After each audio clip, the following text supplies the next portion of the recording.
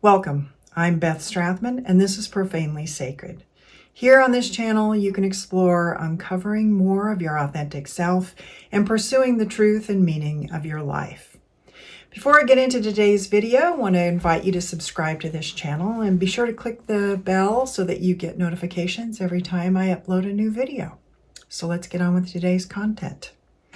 In today's video, I'll cover general information about the interplay between the masculine and the feminine archetypes throughout the history of major cultures in Western civilization. I'll also offer an idea about how the masculine and feminine might be showing up together in the future.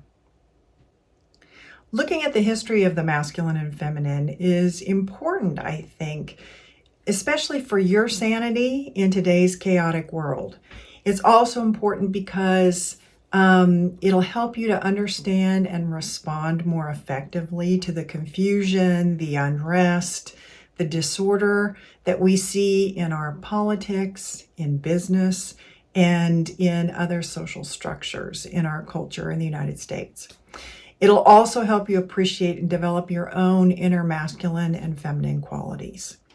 So, by the way, as I'm talking about today's content, I'm speaking in very broad generalities. I'm going to be talking about a general trajectory of the importance of the masculine and feminine throughout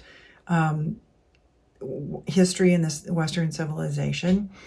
And I want you to understand that because there might be a general trajectory, but there have always been cultures throughout the world, not just in Western civilization, that have honored the feminine much more than the masculine. So just be aware that there is variation in the world. There always has been variation in the world. I'm just talking about one very general trend. Also, by the way, it'll be helpful for you to watch another video that I did on the difference between masculine qualities and values and feminine qualities and values. So I will link that video to this one so you'll be able to find it and watch it. One thing to keep in mind too is that the terms masculine and feminine do not equate straight across to terms like male and female or men and women. So masculine and feminine, very broad concepts. They are archetypes. So I think with all those qualifiers, we're ready to get started. So let's get started with the current situation. We have turmoil playing out in front of us all around the world, and I'll speak specifically to the United States.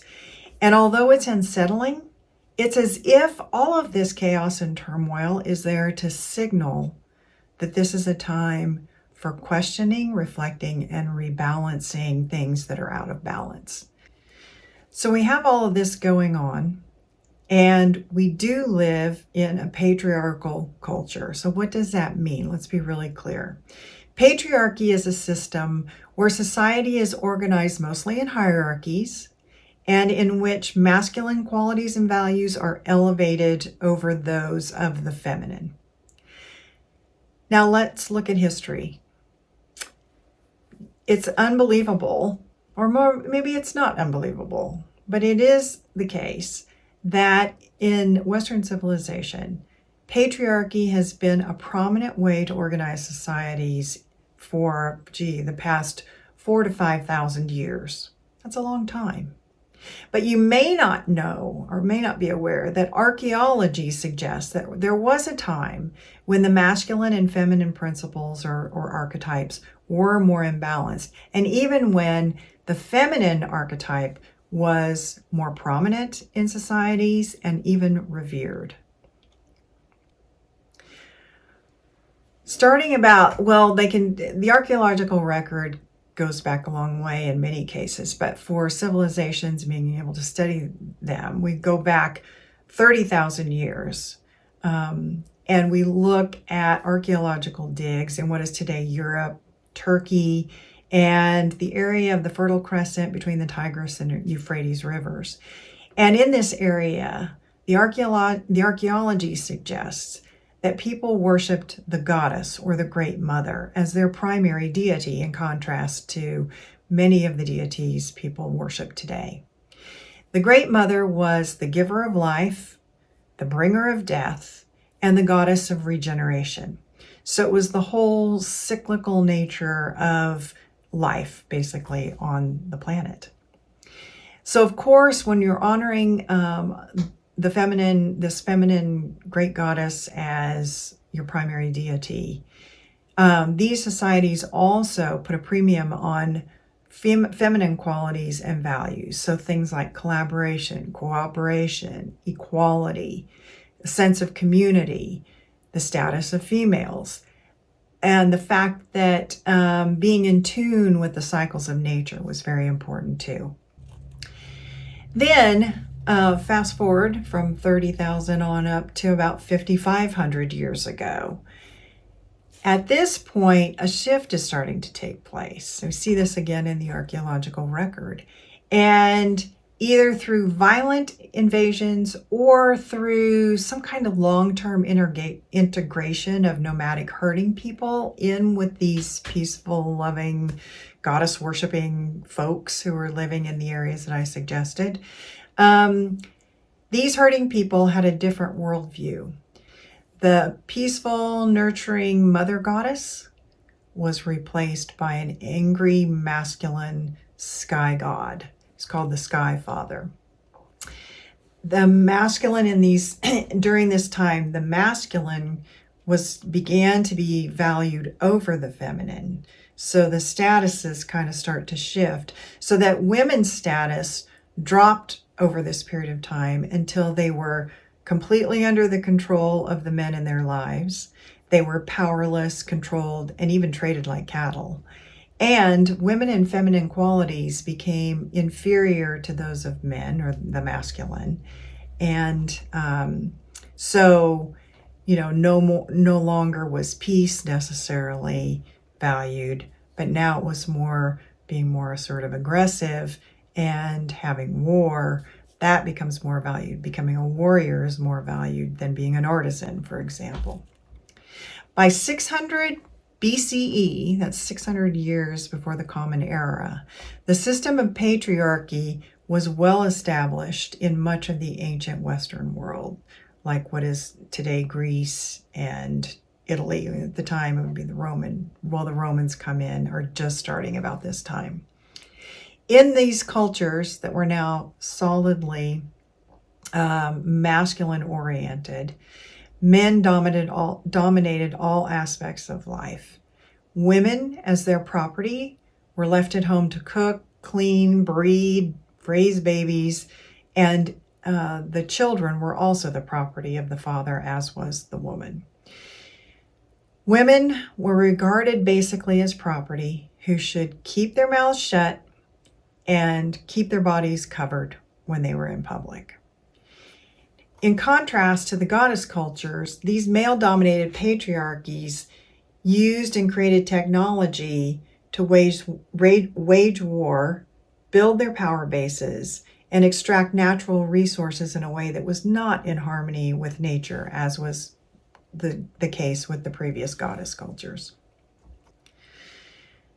So patriarchy since then, certainly 600 or 500 BCE to present, patriarchy has been with us, and that's what makes us think that it's always been the case.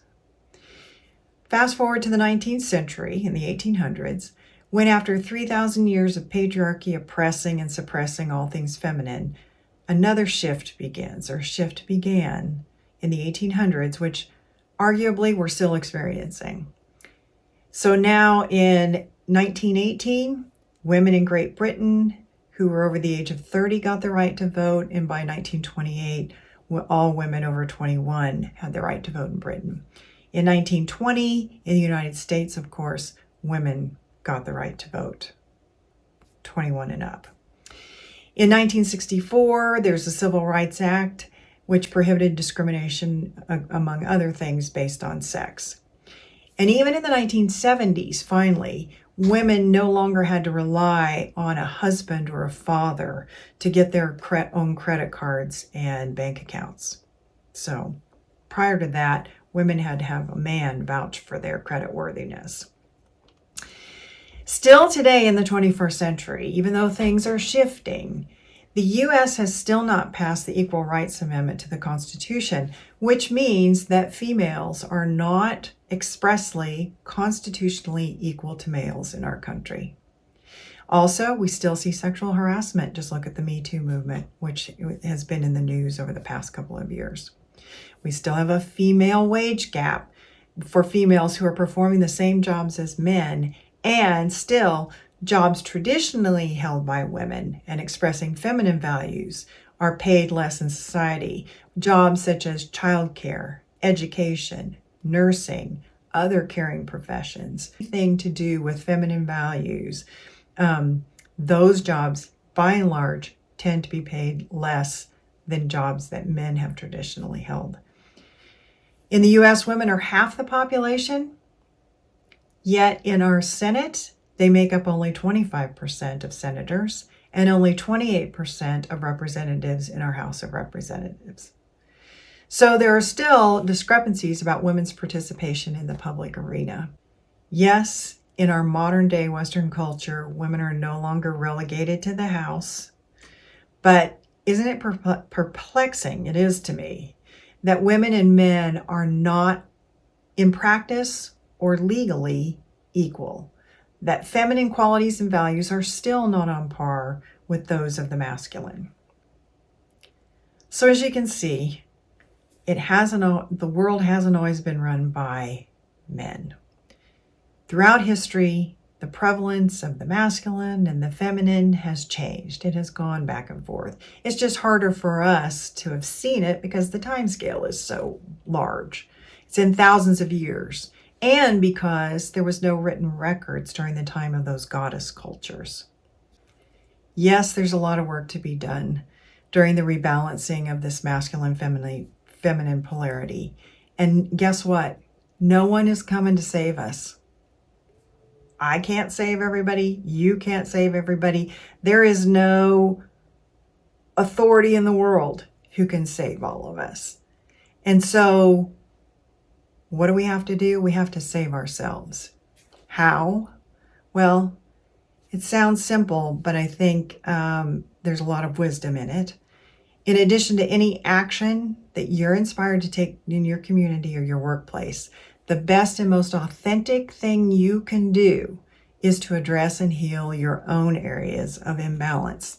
And you can do this by learning more about your own inner masculine and feminine, and letting go of limiting beliefs and coping behaviors that don't work for you anymore. In other words, you don't have to do big things to usher in a new era of a new balance of the masculine and feminine in the world.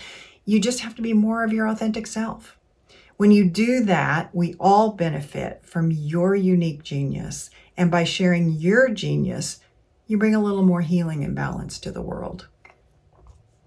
If you are interested in pursuing your own personal development, including exploring your own inner masculine and feminine, join the Profanely Sacred community. You'll get tools and tips and announcements about trainings and retreats that I offer. Thanks for watching today. I'm Beth Strathman. See you next time.